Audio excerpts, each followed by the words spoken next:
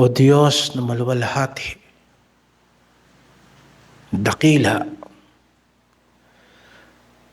at pinanggagalingan ng lahat ng mabuting bagay. Ikaw ay mabuti. Ang iyong espiritu ay mabuti. Ikaw ay Ama ng kaliwanagan. Sa iyong sariling kalooban ay biniyayaan mo kami na maging mga anak mo. Tulungan mo kaming lumakad sa iyong liwanag. Sa gabing ito, turuan mo kami na magpasakop sa iyo. Likhaan mo kami, O Diyos, ng malinis na puso.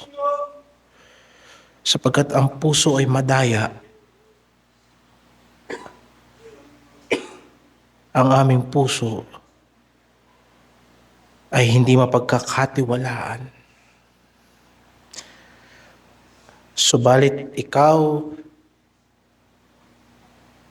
ay nakakaalam ng aming mga puso. Ang iyong salita ay tumatagos hanggang sa pinagkahiwalayan ng espiritu at ng kaluluwa at ng kasukasuan at ng utak sa buto. Iyong nilinis ang aming mga kasalanan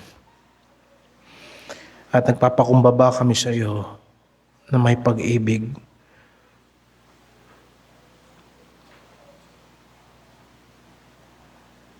Alisin mo ang mga Diyos-Diyosan sa aming puso at pagningasin mo ang espiritong buhay sa aming loob upang kami makalakad ng ayon sa iyong mga panuntunan. Sa tanging pangalan ng Panginoong Hesukristo na aming tagapagligtas. Amen. Ang ating paksa, mga kapatid, sa gabing ito ay ang pagpapasakop sa Diyos. Ipagpapatuloy natin yung ating pangangaral noong nakaraang Miyerkules. Babasa tayo sa Santiago, chapter 4, verse 7 hanggang verse 10. Pasakop nga kayo sa Diyos, datapwat magsisalangsang kayo sa diablo, at tatakas siya sa inyo. Magsilapit kayo sa Diyos at siya ay lalapit sa inyo. Mangaglinis kayo ng inyong mga kamay, kayong mga makasalanan, at dalisayin ninyo ang inyong mga puso, kayong may dalawang akala. Kayo'y mga pighati at magsihibik at magsitangis. Inyong palitan ang inyong pagtawa ng paghibik at ang inyong kagalakan ng kalumbayan. Magpakababa kayo sa paningin ng Panginoon at Kanyang itataas kayo. Ayon kay Santiago, ang mga Kristiyanong nakikipagkaibigan sa sanlibutan ay nangangalunya at nakikipag-away sa Diyos. Ayon yan sa verse 4. Kayong mga mangangalunya, hindi ba ninyo nalalaman na ang pakikipagkaibigan sa sanlibutan ay pakikipag-away sa Diyos? Yung salita diyan na pakikipagkaibigan sa sanlibutan ay mula sa Griyegong salita na philia, na ibig sabihin nagmamahal.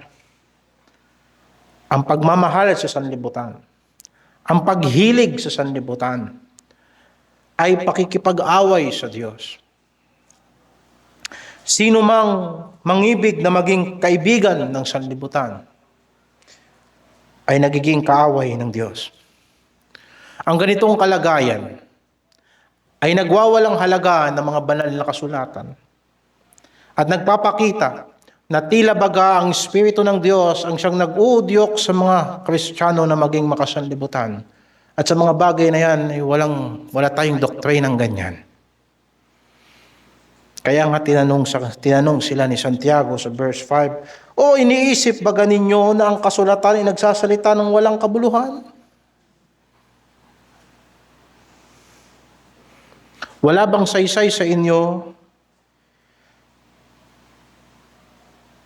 na maliwanag sa banal na kasulatan ang pinagkaiba ng sanlibutan at ng kaharian ng Diyos? At kayong mga Kristiyano ay humihilig sa sanlibutan. Kaya ang tanong ni Santiago, wala bang kabuluhan ang mga banal na kasulatan? O ang Espiritu baga na pinatira sa atin ay nagnanais hanggang sa kapanagpilian? Huwag niyong sabihin na ang Espiritu ng Diyos, yan ang nag-udyok sa atin na mainggit at gumaya sa sistema ng sanlibutan.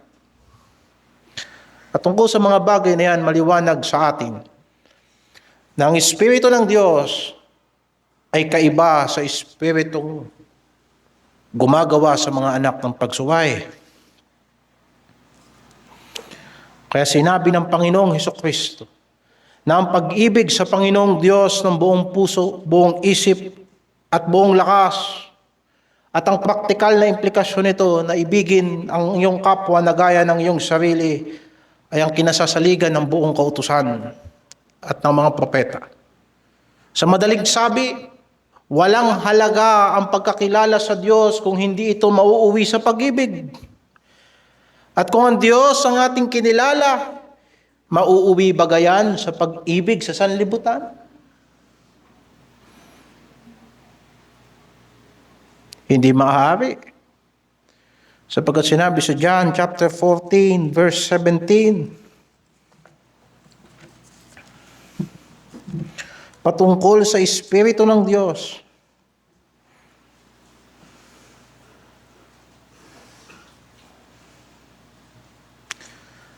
ang Espiritu ng katotohanan na hindi matatanggap ng sanlibutan, sapagkat hindi nito siya nakikita, ni nakikilala man siya ay nakikilala ninyo, sapagkat siya ay tumatahan sa inyo at sa inyo. Hindi maaari, mga kapatid, na ang Diyos ang pinagmumulan ng paglayo sa Diyos. Hindi maaari na ang Espiritu ng Diyos na siyang Espiritu ng katotohanan ang pumatnubay sa atin sa kasinungalingan. At hindi mo matatagpuan ang Espiritu ng Diyos sa mga makalamang gawain ng sanlibutan. Subalit ano ang bigay sa atin ng Diyos? Anong sabi ni Santiago sa verse 6? Ngunit siya ay nagbibigay ng lalong biyaya. Kung nasusundan ninyo yung kaisipan mula sa verse 4 hanggang verse 6, hindi nawawalang kabuluhan ng salita ng Diyos. Ang Espiritu na nakatira sa atin ay hindi magdadala sa atin sa pag-iimbot at pagkainggit sa mga masasamang gawain ng sanlibutan. Bagkus, ang Diyos ay nagbibigay ng lalong biyaya.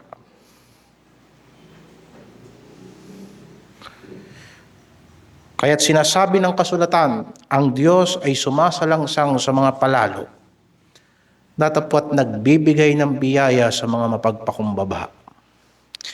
Yan ay direct quotation ni Santiago mula sa Kawikaan. Kawikaan 3 verse 34. Na dinuduwahagi ng Diyos sa mga dumuduwahagi. At kanyang ginagawan ng mabuti, kanyang itinataas ang mga nagpapakumbaba. Subalit mga kapatid, kanino ibinibigay ng Diyos ang kanyang biyaya? Sumagot ang talata, sa mga mapagpakumbaba. Ang Diyos ay sumasalangsang sa mga palalo, datapwat nagbibigay biyaya sa mga mapagpakumbaba. Kaya sinabi niya sa talatang 7, pasakop nga kayo sa Diyos. Walang ibang direksyon ng banal na Espiritu, kung hindi magpasakop sa Diyos. Hindi makipagkaibigan sa sanlibutan, hindi umayon sa sanlibutan, hindi magpalalo kagaya ng sanlibutan, kung hindi magpasakop sa Diyos, sapagkat ang Diyos ay pinagmumulan ng biyaya na kailangan natin. Ang pagiging makasanlibutan ay hindi pagpapasakop sa Diyos. Sa binasa natin, ito ay pagrebelde sa Diyos. Ano ba ang pagiging makasanlibutan? Ang pagiging makasanlibutan ay pag-ibig sa sanlibutan. At ang hindi natin paggawa ng kalooban ng Diyos dahil sa masasamang pita ng mata at laman at kapalaluan ng buhay. Ito ay kawalan ng pagmamahal sa Diyos. Ang pagiging makasanlibutan ay ang pagsamba sa sanlibutan higit sa pagsamba sa Diyos. Saan natin yung nabasa? Basahin natin sa unang Juan 2:15 hanggang 17. Unang Juan 2:15 hanggang 17. Huwag ninyong ibigin ang sanlibutan, ni ang mga bagay na nasa sanlibutan. Ang tinutukoy niyang sanlibutan dyan ay yung sistema ng sanlibutan. Kung ang sino man ay umiibig sa sanlibutan, ay wala sa kanya ang pag-ibig ng Ama. Hindi nagkakalayo yung sinasabi ni Santiago rito at saka ni Juan. Sapagkat ang lahat na nangasa sa sanlibutan, ang masamang pita ng laman, ang masamang pita ng mga mata, at ang kapalaluan sa buhay ay hindi mula sa Ama, kundi sa sanlibutan. At ang sanlibutan ay lumilipas at ang masamang pita niyaon. Datapwat ang gumagawa ng kalooban ng Diyos ay nananahan magpakailanman. Gumagawa ng kalooban ng Diyos ay manatili magpakailanman. Kung iunawain mo yung magkakasalungat na bagay diyan,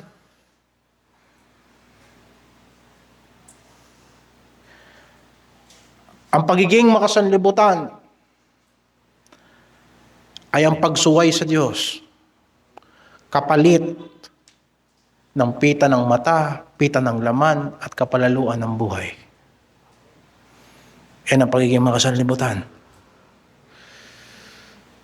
Sa makatuwid, ano ang pagpapasakop sa Diyos? Ang salitang pagpapasakop ay literal na nangangahulugan ng pagpapailalim. Tayong mga tao ay dapat magpailalim sa nakatataas at sa teksto ng ating talata, sa konteksto ng ating binasa. Walang ibang tinutukoy na mataas dito kundi ang Diyos. Ang pagpapasakop sa Diyos ay pagpapailalim sa kapamahalaan ng Diyos, sa kalooban ng Diyos. Hindi tayo basta nagpapakumbaba upang humingi ng pabor sa Diyos. Nagpapasakop tayo kagaya ng isang talunan sa harapan ng Diyos, sapagkat ang Diyos ay makapangyarihan sa lahat. At siya'y nanalo. Nanalo na sa krus. Wala nang maipagmamalaki ang sanlibutan sa Kanya, sapagkat si Jesucristo ay muling nabuhay mula sa mga patay. Wala nang maipagmamayabang ang lakas ng tao sa Kanya, sapagkat ginapi ng Diyos si Satanas sa pamamagitan ng kahinaan ng tao, na ang kahinaan ng Diyos ay mas malakas sa kalakasan ng tao.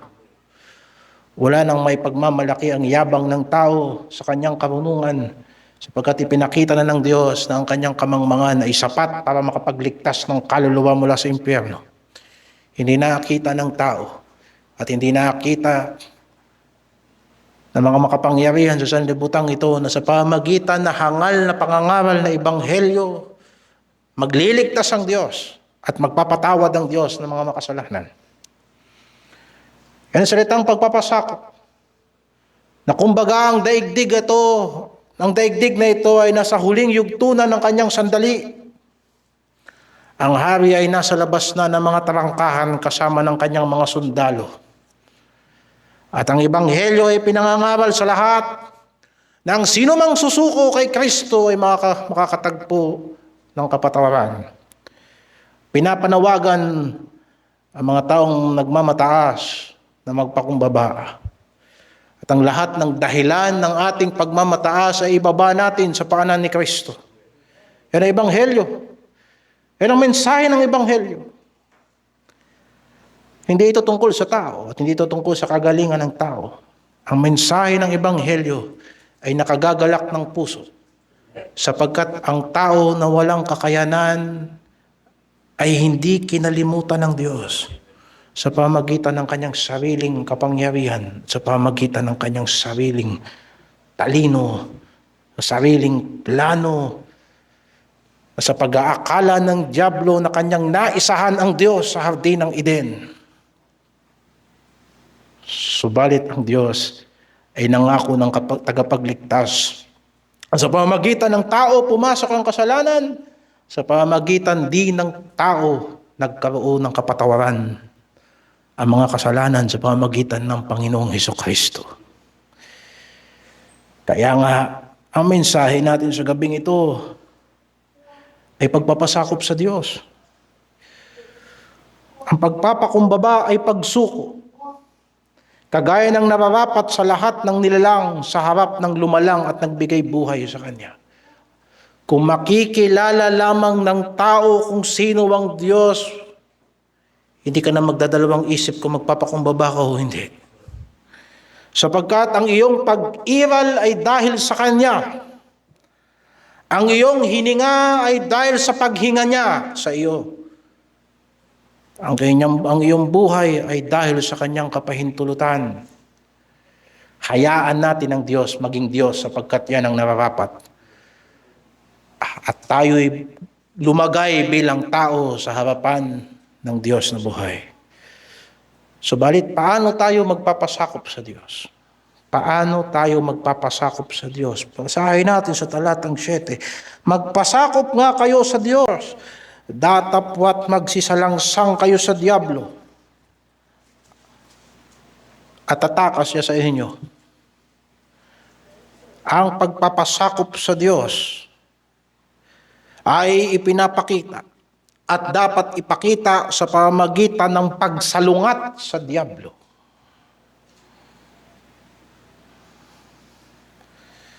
Ang daigdig ay punong-puno ng mga paimbabaw. Sa politika, sa negosyo, ang tao ay nagsasabi ng positibo sa kanyang kapwa-tao dahil meron siyang hinahangad na kapalit.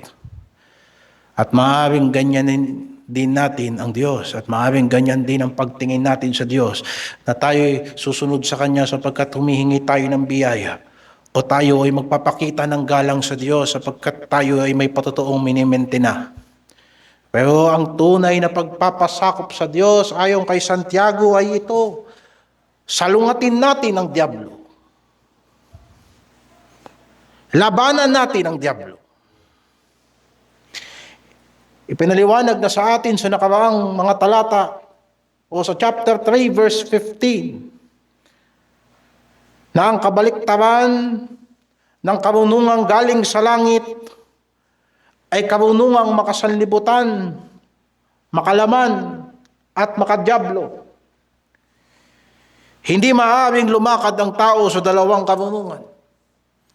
Na sa isang banda ay lumalakad siya sa karunungan ng Diyos, at sa kabilang banda ay lalakad din siya sa karunungan ng sanlibutan, sa filosofiya ng daigdig, sa kanyang masamang hangarin, sa kanyang pansariling karunungan at sa kalooban ni Satanas. Hindi maaari. Sapagkat ang Panginoong Hesukristo rin mismo ang nagsabi, walang maglilingkod sa dalawang Panginoon. Kamumuhian mo ang isa at mamahalin mo ang isa. Susundin mo ang isa. At pagkatapos, susuwayin mo ang isa. Kaya ang pagpapasakop sa Diyos ay matuwid lamang nakakakitaan ng pagsalungat sa kalooban ni Satanas. Sinasabi natin na ang lahat ng bagay para sa kapurihan ng Diyos. Na kahit tayo ay kumain at uminom, gawin natin ang lahat, anuman ang ating ginagawa para sa kaluwalhatian ng Diyos. kung yun ay totoo sa makatuwid, ang lahat ay para sa ikasisira ng dyablo. Kung ang lahat ay para sa kaluwalhatian ng Diyos, dapat ang lahat ay para sa ikawawasak ng pangalan ni Satanas, para sa ikabababa ng tao. Kung lahat ay para sa kaluguran ng Diyos, sa makatuwid, lahat ay para sa ikapipighati ng laman. Kaya't sinabi ng Panginoon, sa umpisa ng Kristyanismo, limutin mo ang iyong sarili. Limutin mo ang iyong sarili at pasanin mo ang krus.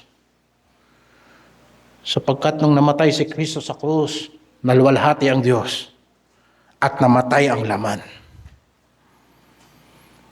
Nang namatay si Kristo sa krus, nagalak ang Diyos at natapos ang paghahari ni Satanas. At nang si Yesu Kristo ay muling nabuhay mula sa mga patay, naluwalhati ang Diyos. At nalaman ng dyablo na wala na siyang kapangyarihan sa kamatayan. Ngayon, saan magsisimula ang pagsalungat sa dyablo?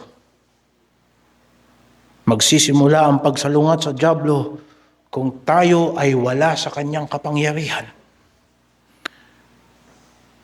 Maaari bang dyablo ang magpalaya sa kanyang kapwa dyablo? Anong sabi ng Panginoon? Ang isang tahanan hindi tatayo. Maaari bang si Satanas ang magpalayas kay Satanas? Hindi maaari. Kailangan ang magkasalungat ay maglaban mula sa magkaibang kampo. Kaya maliwanag ang sinasabi ng kasulatan na ang mga Kristiyano ay inilipat mula sa kaharian ng kadiliman, mula sa kapangyarihan ng kadiliman, tungo sa kaharian ng Panginoong Jesucristo. Basahin natin yan sa Colosas. Mabuting ma-establish natin mula sa talatang ito mga argumento na siyang nagligtas sa atin sa kapangyarihan ng kadiliman at naglipat sa atin sa kaharian ng anak ng kanyang pag-ibig. Sino yan? Si Jesucristo, na siyang kinaroroonan ng ating katubusan, na siyang kapatawaran ng ating mga kasalanan. Amen. Kaya anong ibig sabihin ng pagiging ligtas? Hindi ito basta katiyakan na kapag ikaw ay namatay, hindi ka papaimpyerno. Hindi ito basta katiyakan na kapag ikaw ay namatay, ang iyong kaluluwa ay didiretso sa langit. Ito ay katiyakan na wala ka na sa kapangyarihan ni Satanas. Ito ay bagong realidad na ikaw ay inilipat na sa paghahari ng Diyos sapagkat ikaw ay tinubos. Hindi na si Satanas ang nagmamayari sa iyo. Ikaw ay sa Diyos at ikaw ay anak ng Diyos. Tapos na yung dating ikaw na tinatawag sa banal na kasulatan, kayo ay sa ama niyong dyablo. Tapos na ang mga panahon na yun. Sapagkat ang kaligtasan ay paglilipat mula sa kapangyarihan ng kadiliman tungo sa kaharian ng kanyang anak. Magkaiba ang pamamahala ng Diyos at ang pamamahala ni Satanas. Hindi tayo maaaring mamuhay sa kaharian ng Diyos at pagkatapos ang sinusunod natin ay pamamahala ni Satanas. At ganun din naman. Kung ikaw ay anak ng Diyos, na lumalakad sa sanlibutan itong makasalanan, subalit ikaw ay nasa kaharian ng Diyos, makikita at makikita ng sanlibutan ang iyong liwanag. Kagaya ng sinasabi ng banal na kasulatan, walang nagsindi ng ilaw at pagkatapos tinago sa ilalim ng takalan.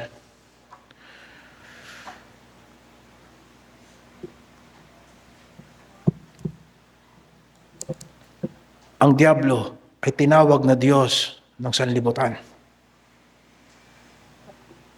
At ang ginawa niya sa mga tao ay binulag niya sila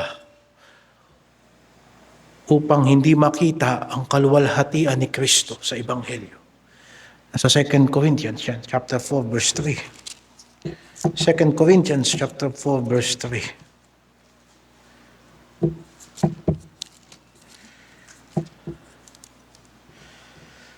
At kung ang aming ebanghelyo ay natatalukbungan pa, ay may talukbong sa mga napapahamak, na binulag ng Diyos ng sanlibutang ito ang pag-iisip ng mga hindi nagsisisampalataya, upang sa kanila ay huwag sumilang ang kaliwanagan ng ebanghelyo ng kaluwalhatian ni Kristo, na siyang larawan ng Diyos. Paano binulag ni Satanas ang tao? Hindi literal na pagkabulag. Nakikita niya ang lahat ng bagay sa sanlibutan, maliban sa isa, ang katuturan ng Ebanghelyo ni Kristo. Nakikita niya ang kanyang pangangailangan, kailangan niyang kumain at kailangan niyang uminom at kailangan niyang mabuhay. Kailangan niya magtrabaho, kailangan niya ng tirahan, kailangan niya ng maayos na pamilya, kailangan niya ng maayos na gobyerno. Nakikita niya lahat, maliban sa isa, na si Jesucristo ay higit sa lahat ng bagay. Na dapat makilala ng tao si Kristo at sumunod siya kay Kristo sapagkat si Kristo ang liwanag ng sanlibutan. Hindi dahil sa walang liwanag sa sanlibutan. Ang ebanghelyo ay liwanag sa sanlibutan. Pero anong silbi ng liwanag sa mga taong bulag? Mangaral ka umaga, hapon, tanghali at gabi, araw-araw. Kagaya ng sinasabi ng kasulatan, ang salita mo ay malapit na sa iyong bibig at malapit na sa iyong puso. Subalit, anong katuturan nito sa mga taong bulag?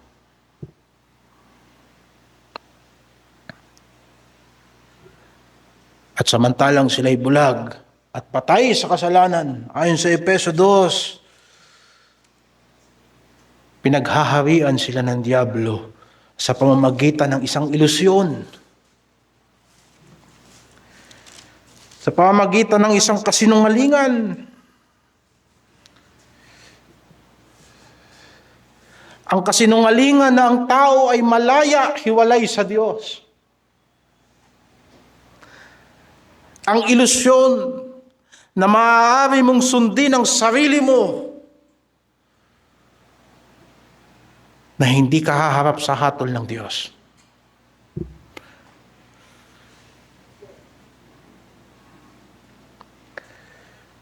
Anong sinasabi rito sa chapter 2 verse 2? Na ang mga taong patay sa kasalanan ay lumalakad ayon sa palakad ng sanlibutang ito, ayon sa pangulo ng mga kapangyarihan ng hangin, ng espiritu na ngayon ay gumagawa sa mga anak ng pagsuway.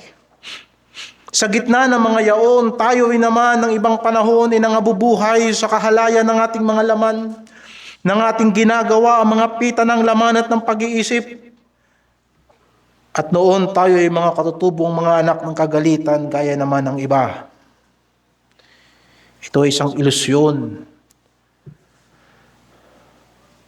Isang kalayaan na pwede nating ipamuhay ang kahalayan na anuman ang gusto natin, magagawa natin. Hayaan mo yung mga taong relihiyoso. Ang mahalaga, wala kang inaapakan na tao. Ang mahalaga, masaya ka.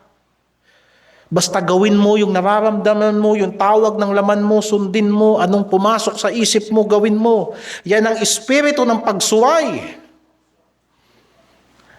At yan ang palakad ni Satanas. Kung nakikita lang ng tao na pag tumingala siya, nandoon ang galit ng Diyos.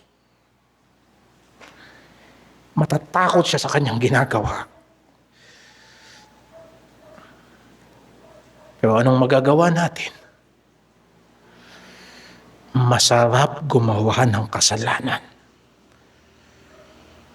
At malaya ka naman hiwalay sa Diyos. Kagaya ng sinabi niya kay Eva, pag kinain niyo itong bungang to, o pag sinuway niyo ang Diyos, magiging kagaya kayo ng Diyos na malalaman niyo kung anong mabuti at kung anong masama. Kailangan pa ba ni Eva ng pamantayan kung anong mabuti at kung anong masama? Hindi na. Yung sinasabi ng Diyos, yun ang mabuti. Yung hindi sinasabi ng Diyos, yun ang masama. Subalit, magkakaroon ka ng kapangyarihang magpasya para sa sarili mo. Hindi ba noon hanggang ngayon, yun ang pandaraya ng dyablo? Para silang mga nanaginip ng dilat. Para silang mga lulong sa droga at kalayawan.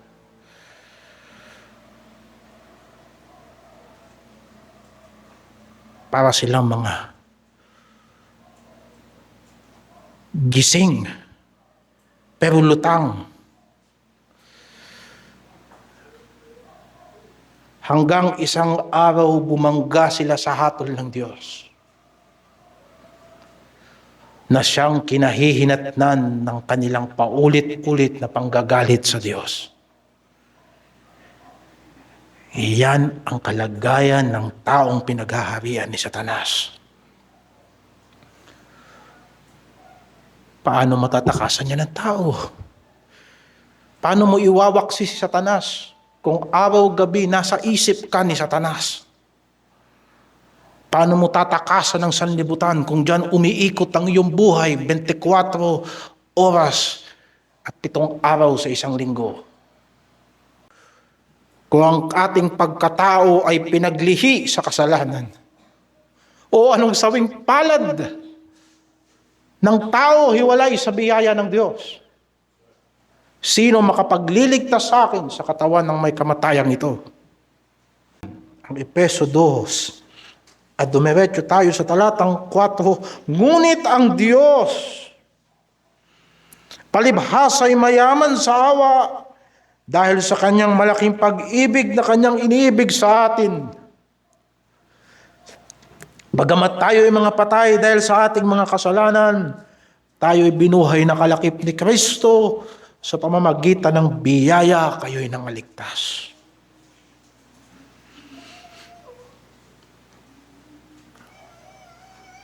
Ngunit ang Diyos, maigsing kataga, subalit sapat na magligtas sa tao.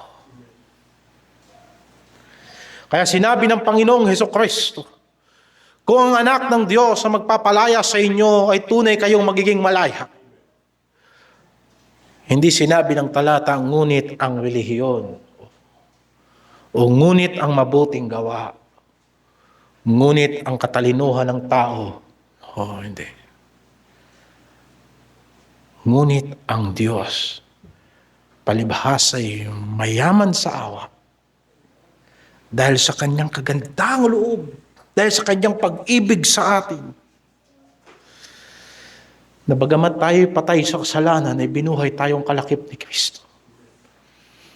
Nang si Jesucristo ay pinako sa krus, hindi lang siya napako para sa kanyang sarili. Napako rin siya para sa mga hinirang ng Diyos. At ang si Jesucristo ay muling nabuhay mula sa mga patay, hindi lang siya nabuhay para sa kanyang sarili. Nabuhay din siya para sa mga taong bibiyayaan ng Diyos sa isang panibagong buhay. At sa isang banda, sinabi ng Panginoong Jesucristo, ang katotohanan ay magpapalaya sa inyo. Kaya sumulat si Santiago sa chapter 1 verse 18, sa kanyang kalooban ay kanya tayong ipinanganak sa pamamagitan ng salita ng katotohanan. Yung palang katotohanang nagpapalaya ay katotohanang nagpapaging anak ng Diyos sa atin.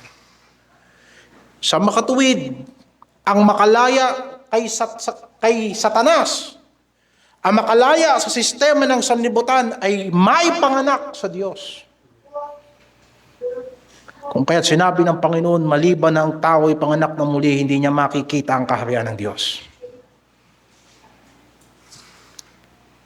Ito ay kapanganakang muli. Sa kapanganakang muli, ang kalooban ng tao ay hinuhugasan at binabago ng banal na Espiritu. Titus chapter 3 verse 5. Sakto rito ang sinasabi ng propeta. Ito rin yung sinasabi ng propeta Ezekiel. Pero magbasa muna tayo sa Titus 3.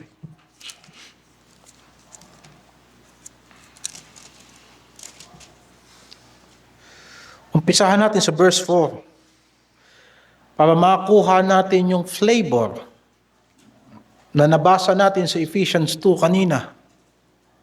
Verse 4. Ngunit nang mahayag ang kagandahang loob ng Diyos na ating tagapagligtas at ang kanyang pag-ibig sa tao na hindi dahil sa mga gawa sa katwiran na ginawa nating sarili, kundi ayon sa kanyang kaawaan ay kanyang iniligtas tayo sa pamamagitan ng paghuhugas sa muling kapanganakan at ng pagbabago sa Espiritu Santo na kanyang ibinuhos ng sagana sa atin sa pamamagitan ni Hesukristo na ating tagapagligtas. Kagaya ng sinasabi patungkol sa lumang tipan, patungkol sa bagong tipan, ako'y magwiwisik ng malinis na tubig sa inyo at kayo'y magiging malinis. Sa buo ninyong karumihan at sa lahat ninyong mga Diyos-Diyosan, lilinisin ko kayo. Maaari sigurong isama na natin dito, lilinisin ko kayo sa inyong pagiging makasanlibutan.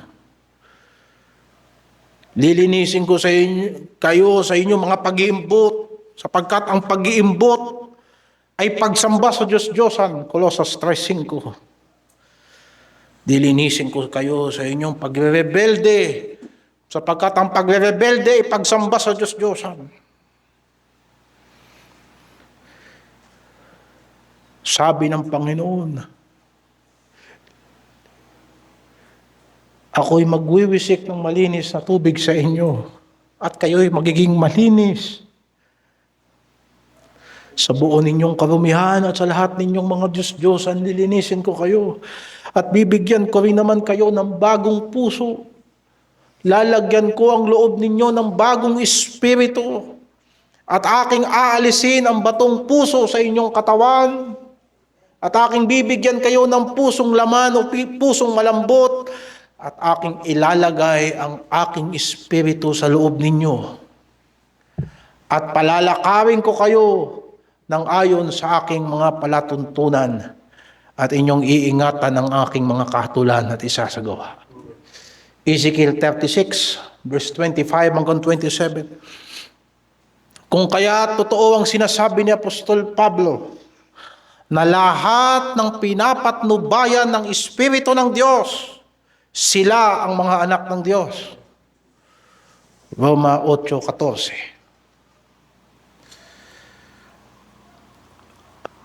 At sinabi pa niya, sa mga naunang talata, Roma 8:9, kayo'y wala sa laman, kundi nasa Espiritu. Kung gayo'y tumitira sa inyo ang Espiritu ng Diyos, datapwat ko ang sino may walang Espiritu ni Kristo, siya'y hindi sa Kanya.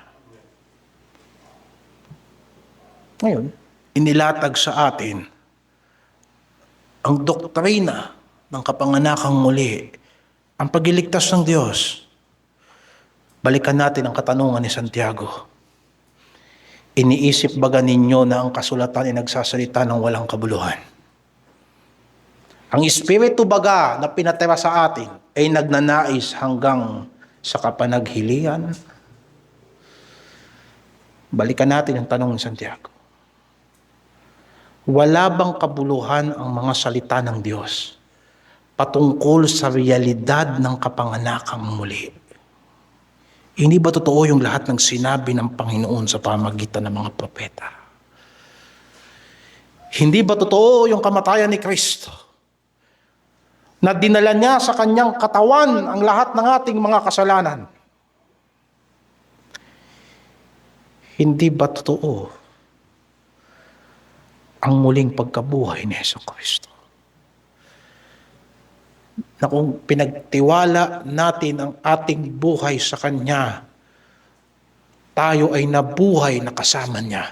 At ngayon tayo ay buhay sa Diyos at hindi sa sanlibutan. Ang Espiritu baga ni Kristo na suma sa mga anak ng Diyos ay hindi magnanasa na salangsangin ang dyablo.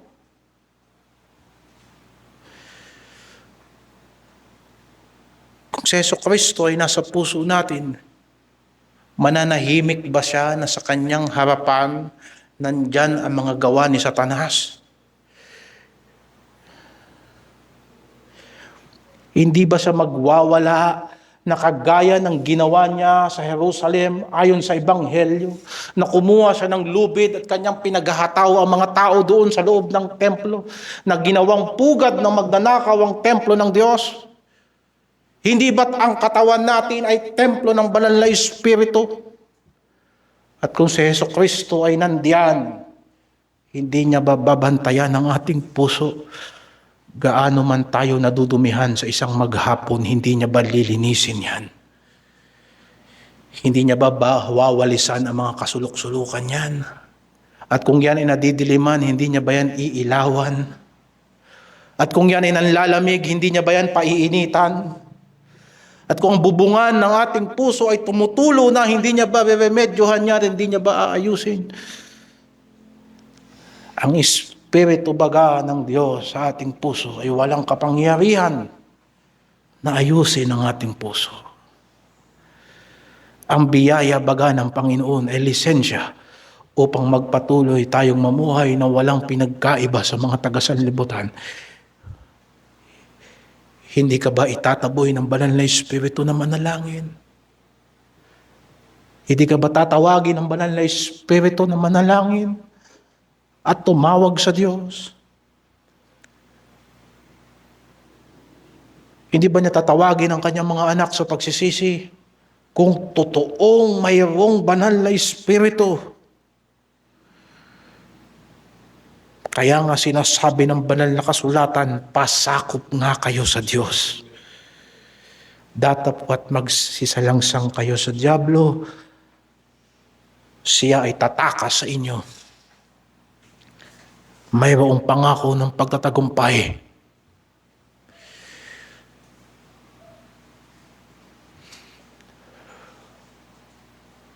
May pangako ng pagtatagumpay sa mga tunay na magpapasakop sa Diyos at susunod sa kalooban ng banal na Espiritu. Ang pagpapasakop sa Diyos ay hayaan natin ang banal na Espiritu ang manguna sa atin, sapagkat ang bunga ng Espiritu ay pag-ibig, kagalakan, kapayapaan, kaamuan, pananampalataya, pagtitimpi, mga bagay na hindi uso sa sanlibutan. Kaya ano sinasabi ng Galatia 5:16? Sinasabi ko nga, magsilakad kayo ayon sa Espiritu. Yung salita ay ayon, umayon. At hindi ninyo gagawin ang mga pitalang laman. Baliktarin natin. Lumakad kayo ng hindi ayon sa Espiritu, inyong gagawin ang mga pitalang laman. Kaya nga ang banal na Espiritu pumapatnubay. Ang banal na Espiritu nangunguna. Ang banal na Espiritu nagsasalita ng totoo sa mga anak ng Diyos. Kung bakit hindi tayo binubola ng Panginoon. Hindi niya tayo pinangakuan ng mga pekeng pangako. Alam natin na makipot ang daan na ating dadaanan.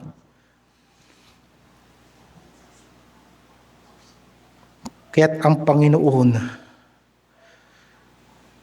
Inilagay niya ang pagtitiwala natin kay Kristo. Hayaan natin siyang masunod sa buhay natin. Kailangan malaman ng lahat ng Kristiyano, kailangan masunod ang banal na Espiritu. Sapagkat kung anak tayo ng Diyos, dilat ang mata natin. Nakita na natin ang landas ni Kristo. Kagaya ng sinasabi ni Apostol Pablo sa mga taga-Galasya, sa harapan mismo ninyo, nakita ninyong pinako si Kristo. Ito ba'y literal na pagkakita? Nakita ba talaga ng mga taga-Galasya si Kristo pinako sa harapan nila? Hindi. Mga hintil ang mga taga-Galasya. Pero sa paulit-ulit na pangangaral ng Ebanghelyo ni Kristo, sa tuwing babanggitin ito sa pulpito, halos nalalasahan nyo na. Nalalasahan na ng mga Kristiyano ang dugo at pawis ni Kristo dahil sa paulit-ulit na pangangaral na si Jesucristo ay namatay para sa atin. Hayaan natin ang banal na Espiritu masunod sa buhay natin. At kung tayo ay nahihirapan, yan ding banal na Espiritu na yan ang lalapitan natin na tutulong sa ating mga kahinaan at magdadala sa atin sa pananalangin. Magbasa tayo sa unang Juan. Unang Juan 4.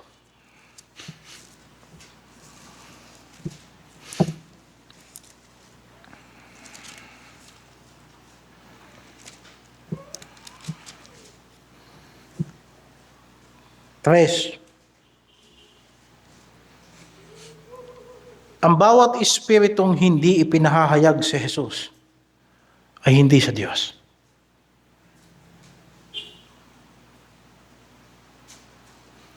Ipita natin saglit yan.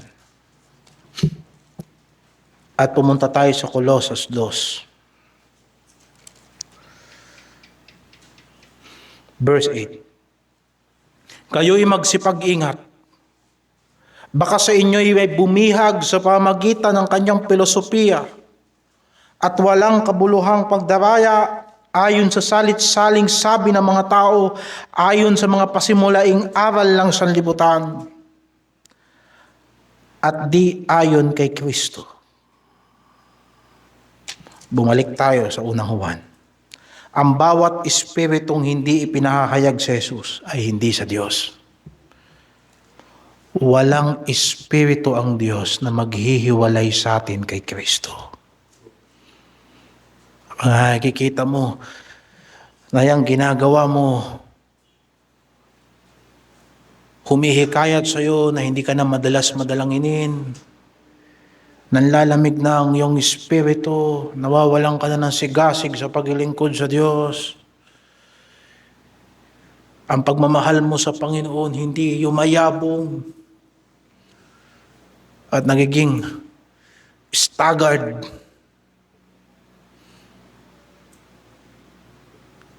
Nagiging stranded ang pagsulong natin sa ating pagsunod kay Kristo. Mga kapatid, magkaroon tayo ng pangunawa na hindi yan sa Diyos. Sapagkat ang nais ng Diyos, lumapit tayo sa Kanya. Ang bawat espiritong nagpapahayag na si Jesucristo ay naparitong nasa laman ay sa Diyos. Ang bawat espiritong hindi na ipinahayag si Jesus ay hindi sa Diyos. At ito ang Antikristo na inyong naririnig na dumating na darating, at ngayon nasa sanlibutan na. Kung kaya't sa panahon ni Juan, lagi niyang sinasabi, dati kasama natin sila, pero ngayon hindi na natin sila kasama. Sapagkat ito ay nagpapakita na una sa lahat, hindi talaga natin sila kasama sa umpisa pa lang. O wag nawa ito pahintulutan ng Diyos sa mga kapatid natin na nanlalamig sa pananampalataya. Naway ingatan ng Diyos ang kanilang kaligtasan. Ingatan ng Diyos ang kanilang puso. Kayo'y sa Diyos, mumuntikong mga anak. Sarap pakinggan, kayo'y sa Diyos. Munti ko mga anak, at inyong dinaig sila.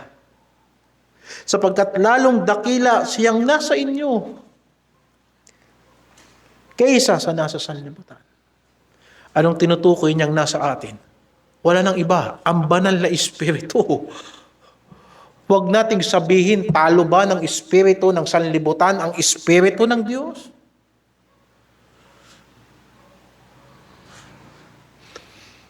Hindi mga kapatid, hayaan natin ang banal na Espiritu manguna sa atin. Magtatagumpay tayo hindi sa galing natin, kung hindi dahil sa banal na Espiritong nasa atin. Verse 5, sila'y sa sanlibutan. Kaya tungkol sa sanlibutan ang sinasalita nila. At sila'y dinidinig ng sanlibutan. Tayo nga'y sa Diyos. Ang nakakakilala sa Diyos ay dumirinig sa atin o dumirinig sa salita ng Diyos na nasa atin. Ang hindi sa Diyos ay hindi dumirinig sa atin. Dito'y ating nakikilala ang espiritu ng katotohanan at ang espiritu ng kamalian. Walang taong may espiritu ng Diyos na kukontra sa salita ng Diyos. Sapagkat ang mga salitang ito'y napasa atin dahil sa patnubay ng banal na Espiritu. Kukontrahin ba ng banal na Espiritu yung kanyang sinabi na tungkol kay Kristo? Hindi, mga kapatid.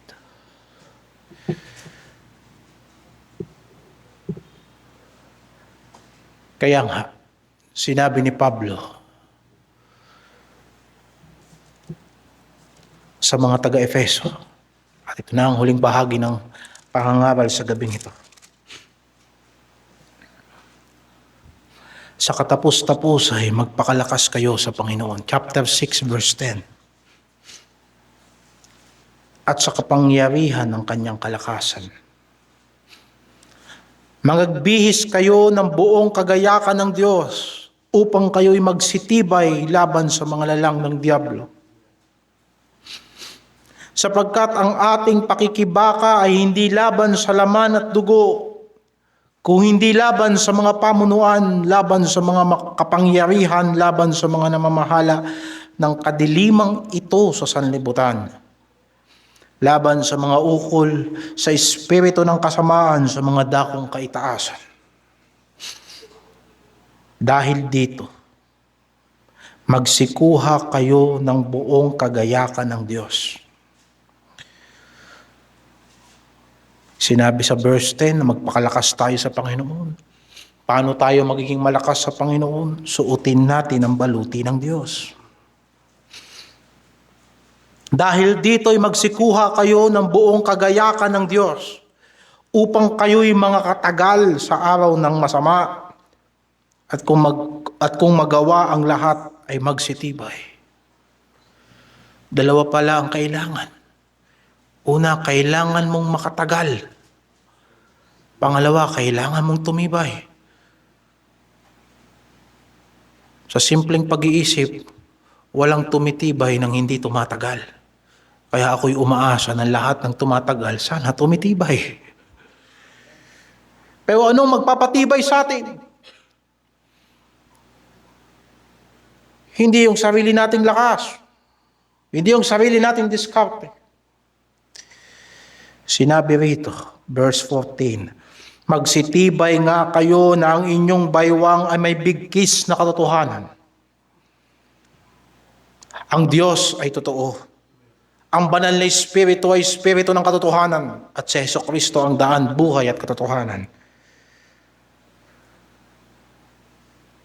Katotohanan na may sakbat na baluti ng katuwiran. Katotohanan, katuwiran. At ang inyong mga paa ay may panyapak na paghahanda ng ebanghelyo ng kapayapaan.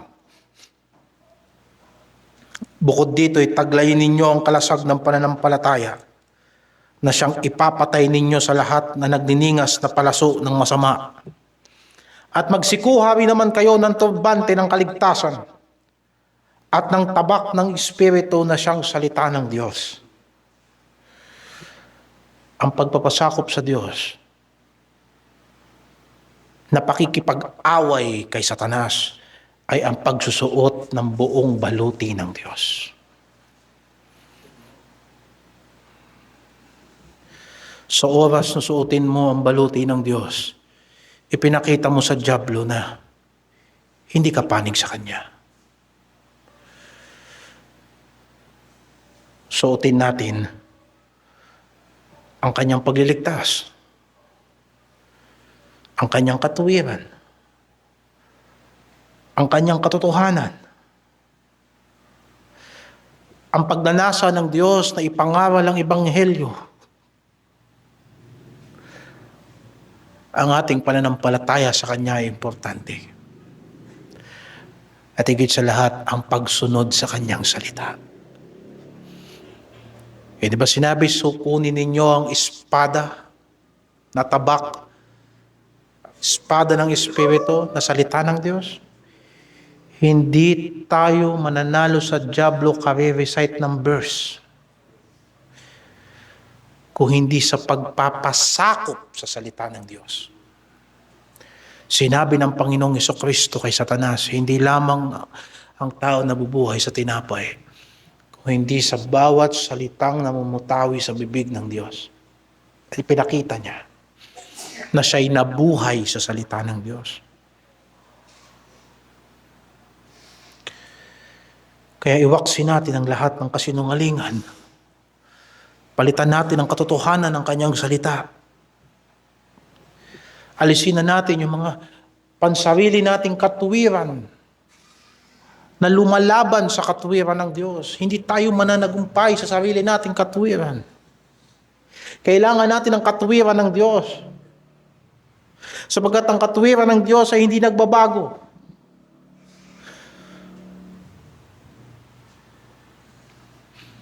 At huwag nating kakalimutan na kailangan tayong magbahagi ng Ebanghelyo sa iba.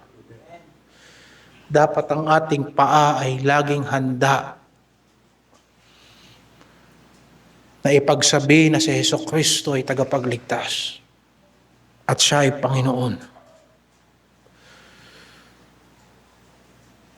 Hindi ba't sinabi ng banal na kasulatan na kung lalabanan natin si Satanas, tataka siya sa atin? Una, hindi naman siya susugod sa atin kung hindi pahihintulutan ng Diyos. At hindi gagawa ang dyablo ng lagpas doon sa kaya nating tiisin. Sabi yan ng salita ng Diyos. Kaya kahit sa panahon ng digmaan, magtiwala tayo sa Panginoon. Alam niya ang lahat. At pangalawa, hindi ba sinabi sa banal na kasulatan? Chapter 12 ng Apokalipsis.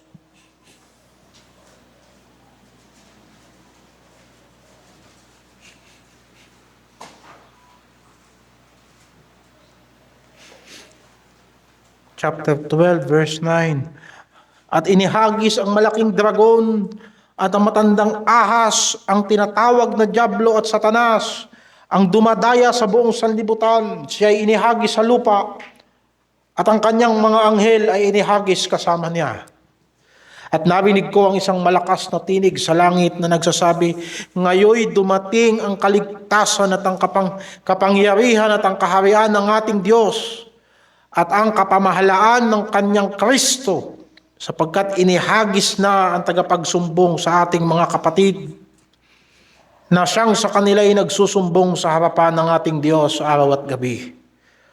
At siya ay kanilang dinaig dahil sa dugo ng kordero at dahil sa salita ng kanilang patutuo, at hindi nila inibig ang kanilang buhay hanggang sa kamatayan. Siya magwawala ng kanyang buhay alang-alang kay Kristo, ay siyang makakatagpo ng buhay kay Kristo. Kaya't mga galak kayo, o mga langit, At kayong nagsisitahan diyan sa aba ng lupa at ng dagat sapagkat ang diablo'y bumaba sa inyo na may malaking galit sa pagkaalam niya na kaunting panahon na lamang mayroon siya. Amen.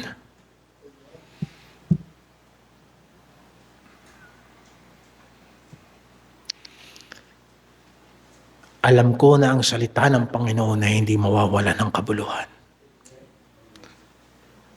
At ang bawat salita ng Diyos ay dalisay. Siya'y pananggalang ng lahat na magtitiwala sa Kanya. Salamat sa Panginoon. Sa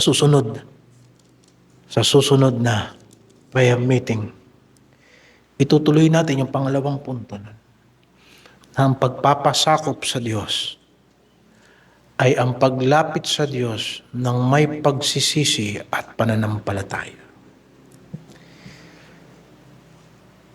Salamat sa Panginoon. Manalangin tayo.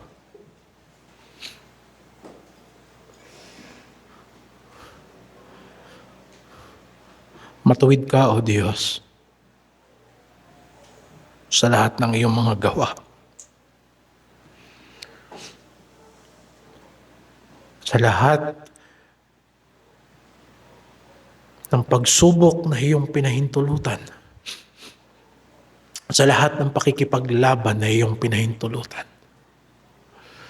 Sa lahat ng pagod na ipinadama mo sa amin.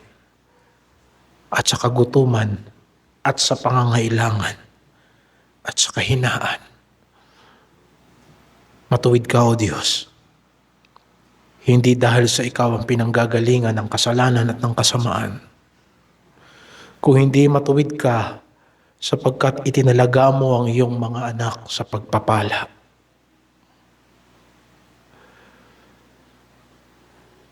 Ang mga pagtitiis sa kasalukuyan ay naghahanda sa amin sa kagalakang magpakailanman. Ang pagsunod kay Kristo na may pagbubuhat ng krus ay paghahanda sa aming paghahawi kasama ni Kristo. Kaya matuwid ka, O Diyos. Matuwid ka na kami ay makipaglaban alang-alang sa pag-asa at pananampalataya. Sapagkat ang lahat ng pangako mo ay totoo. Ang pagliligtas mo ay totoo. Ang pagbabago mo ng puso, ng aming puso ay totoo. At saksi ka kasama ng iyong banal na Espiritu. At sa kamatayan at muling pagkabuhay ni Jesucristo na simula nang tinanggap ka namin ay nagkaroon na ng digmaan sa aming mga katawan. Tulungan mo kaming makipaglaban. Makipaglaban dahil may katiyakan kaming nagtagumpay sa Jesucristo sa kasalanan. Tulungan mo kaming makipaglaban sa gawa ni Satanas.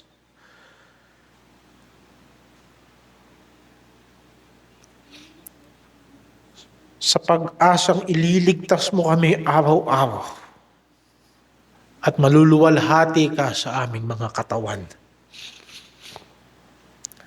Tulungan mo kaming makipaglaban sa pag-asa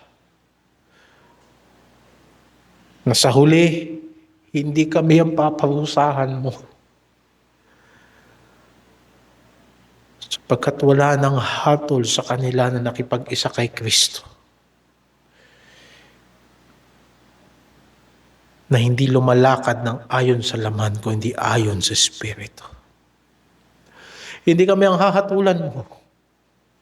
Si Satanas ang hahatulan mo. Lahat na nagpadaya sa Kanya. Kaya huwag mo kaming hayaan na bumitaw sa aming patutuo at pagpapatutuo. Ang pakikipaglabang ito para sa pananampalataya ay hindi lamang para makapamuhay ng ayon sa pananampalataya, kung hindi ipakita namin ito sa iba at sabihin namin ito sa iba na si Hesukristo ay mas mabuting Panginoon kaysa sa kasalanan. Na ang kalayawan ay ilusyon.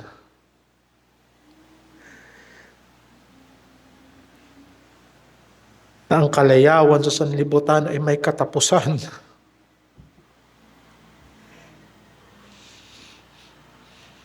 Subalit sa iyong kamay ay may kaligayahang walang katapusan.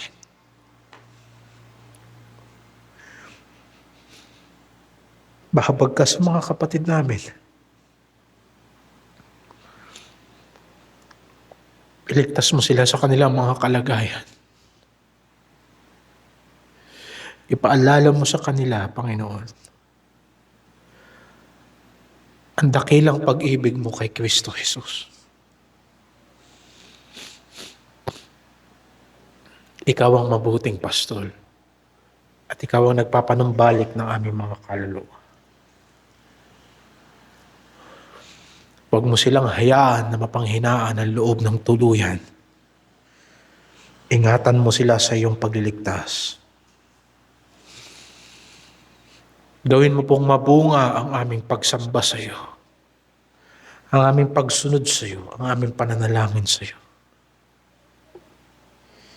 Hindi ka mabibigo, sapagkat lahat ng sinabi mo ay tapat at totoo.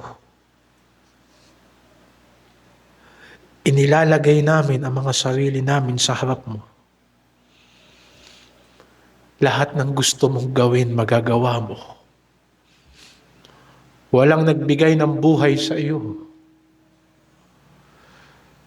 Walang nag-uutos sa iyo kung anong ginagawa mo.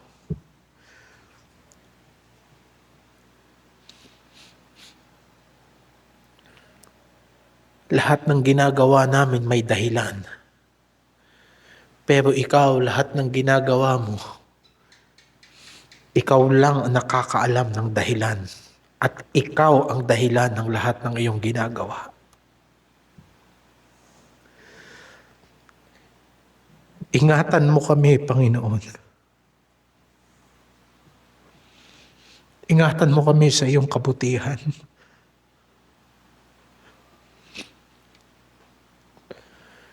Ingatan mo kami sa iyong katapatan. Tuparin mo sa amin ang lahat ng pangako mo. Tulungan mo kaming maghintay sa iyo nang walang pagrereklamo.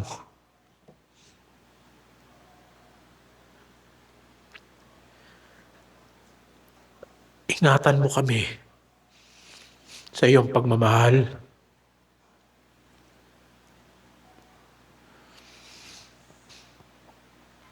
Ingatan mo kami sa iyong kabanalan. Ingatan mo kami sa pagkakaisa na yan ang bigkis namin sa kapayapaan.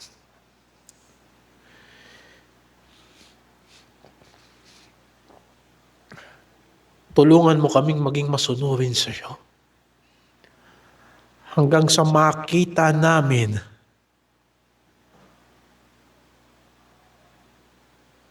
na may mga taong nakakakilala sa iyo sa pamamagitan ng aming pananampalataya sa iyo. At hanggang sila rin ay makapag-akay ng kaluluwa. Ingatan mo mga tagapagturo sa iglesia na lalo mo silang pagbungahin at maging mayabong upang makita ng iglesia ang iyong pag-ibig sa kanila. Tulungan mo ang mga matatanda. Yaong mga itinuring mo mga haligi ng iglesia. Naghihintay kami, Panginoon, sa iyong direksyon sa amin. Palakasin mo ang bawat mga kalalakihan na dapat maging haligi ng iglesia. Ingatan mo mga kababaihan sa church na sila'y maging mapagmahal sa kaligtasan ng mga kaluluwa. Ang bawat tahanan ng Kristiyano ay maging patutuo sa sanlibutan.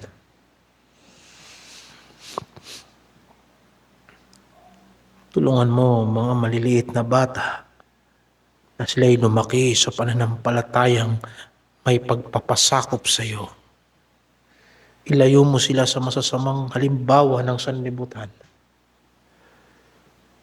Gawin mo kaming mabuting halimbawa sa mga bata at sa mga bagong Kristiyano. Alam mo rin ang aming pangangailangan, Panginoon.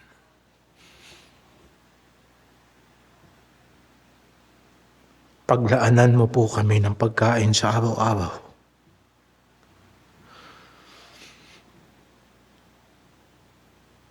Ang aming mga pangangailangan ay ipagkaloob mo. Bigyan mo kami ng sapat na hindi kami mabaon sa utang. Na hindi namin kailangan lumabas sa iyong kalooban para lang kumain at uminom at mabuhay ng marangal.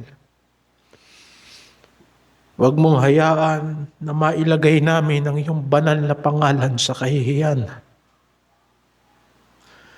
Sapagkat sinasabi namin na ikaw ay buhay at hindi kagaya ng mga Diyos-Diyos. Ipagkaloob mo po sa amin ang katalinuhang makalangit. At salamat po sa pangangaral ng salita mo sa gabing ito. Panginoon, patawarin mo kami sa lahat ng aming mga kasalanan.